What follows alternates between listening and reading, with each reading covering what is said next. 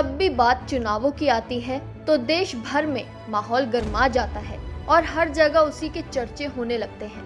चाहे चुनाव बिहार में हो या फिर पश्चिम बंगाल में, सियासत में खास दिलचस्पी न रखने वाला व्यक्ति भी राजनीति में रुचि दिखाने लगता है। चुनाव की आहट के साथ ही नेताओं के बयान भी तेज हो जाते हैं। बंगाल में वो समय आने वाला है जब हर किसी के मन में एक ही सवाल रहेगा कि किसके नाम होगी बंगाल की सत्ता, कौन संभालेगा बंगाल की कमान। क्या इस बार भी ममता की सरकार पहले की तरह बाजी मार जाएगी या फिर बीजेपी टीएमसी से सत्ता अपने नाम करने में कामयाब होगी।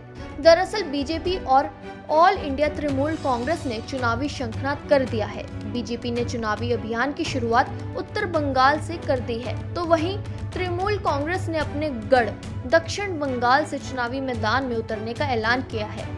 इस चुनावी माहौल के बीच बंगाल की सियासत में उस वक्त हलचल मच गई जब बॉलीवुड के दिग्गज अभिनेता और बीजेपी नेता मिथुन चक्रवर्ती ने कूच बिहार में एक जनसभा को संबोधित करते हुए बंगाल राज्य की सियासत को लेकर बड़ा बयान दिया। उन्होंने मुख्यमंत्री ममता बनर्जी पर आरोप लगाते हुए कहा कि पश्चिम बंगाल को पश्चिम बांग्लादेश बनाने की कोशिश की जा रही है, लेकिन ये कभी सफल नहीं होगी। बंगाल कोई दूसरा देश नहीं है और इसे अलग सोच के साथ देखने की कोशिश खतरनाक है। जब तक मेरे शरीर में खून की एक भी बूंद है, तब तक बंगाल को बांग्लादेश जैसा बनाने नहीं दिया जाएगा। बीजेपी नेता ने ममता सरकार को राज्य में रोजगार, उद्योग, स्वास्थ्य सेवाओं और भ्रष्टाचार को लेकर भी घेरा। मिथुन चक्रवर्ती ने दावा किया कि अगर राज्य में बीजेपी की सरकार बनती है तो सबसे पहले आयुष्मान भारत योजना को लागू किया जाएगा। वहीं टीएमसी के महासचिव अभिषेक बनर्जी ने शुक्रवार को साउथ 24 परगना से अपनी पदयात्रा शुरू की। अभिषेक बनर्जी ने अपने इस चुनावी अभियान का नाम जितना करो हमला फिर से जीतेगा बंगला रखा है, जिसके जरिए वे बंगाल भर में ममता सरकार का रिपोर्ट कार्ड जनता के सामने रखेंगे।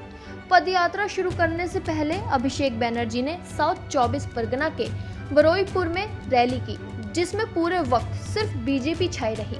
वहीं कांग्रेस पार्टी ने ममता के खिलाफ मोर्चा खोल दिया है। कांग्रेस नेता अधीर रंजन चौधरी ने अभिषेक बनर्जी की यात्रा और ममता बनर्जी को निशाने पर लिया है। ये चुनाव की प्रचार शुरू हो गया है, इसका मतलब ये है चुनाव प्रचार शुरू करने वाला है।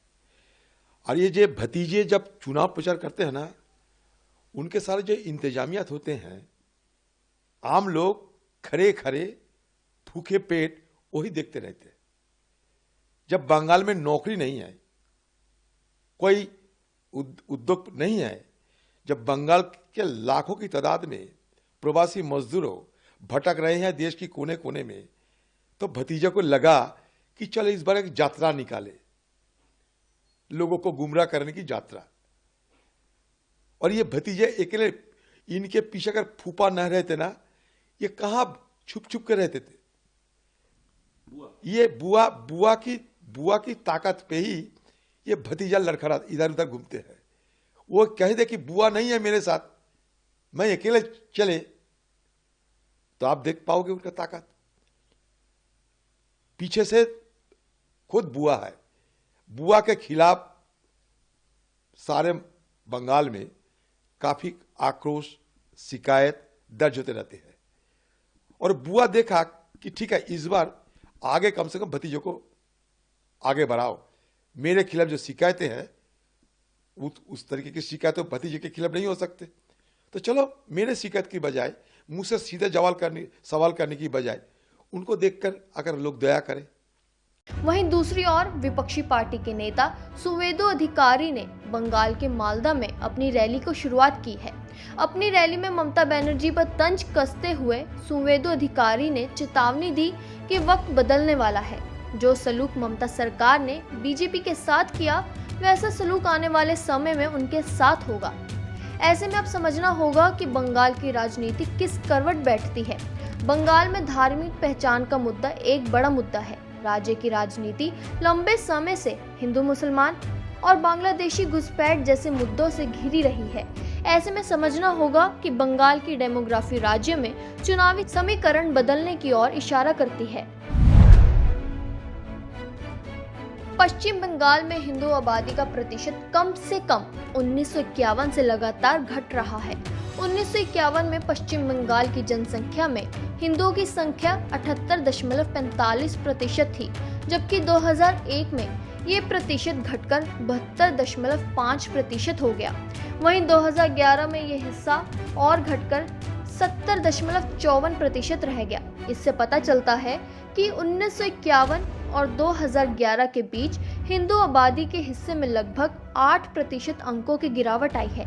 साथ ही राज्य में मुस्लिम आबादी का हिस्सा बढ़ा है, जो 1951 में 19.85% से बढ़कर 2011 में 27.01% हो गया है।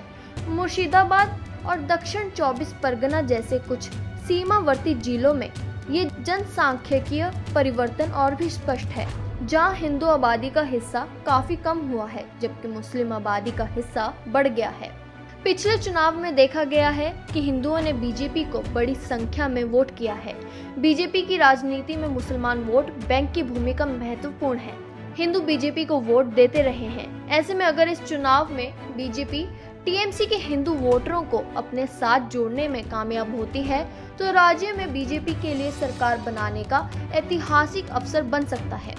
बहरहाल ये देखना दिलचस्प होगा कि बंगाल का अगला सियासी सरताज कौन होगा। बंगाल की जनता किस नाम पर अपनी मुहर लगाएगी। सवाल सिर्फ सत्ता का नहीं, बंगाल की पहचान का भी है।